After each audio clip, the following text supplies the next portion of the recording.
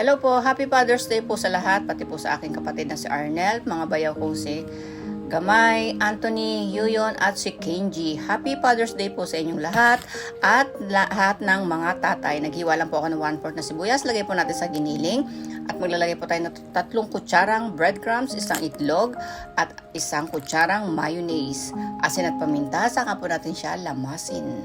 Pag nalamas po natin, rest muna natin siya ng 10 minutes at ito po, maghiwa po tayo ng carrots at ng potato. Microwave po natin siya ng 6 minutes. Pag wala po kayo microwave, pwede pong ilaga at maghiwa po tayo ng mushroom at ng sibuyas. Ayan na po, maglagay na po tayo ng konting mantika at saka po natin siya baliktadin. Baliktadin din po natin yung isa at ayan na po siya. Lagay po natin yung mushroom at yung sibuyas.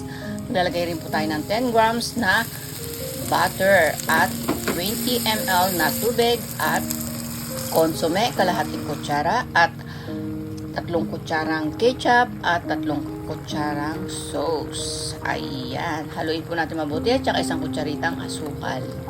At ayan na po, pwede na po siyang hanguin. Lagay po natin sa ating plate. Lagay po tayo ng konting leaf at yung kanyang sauce. Ayan na po.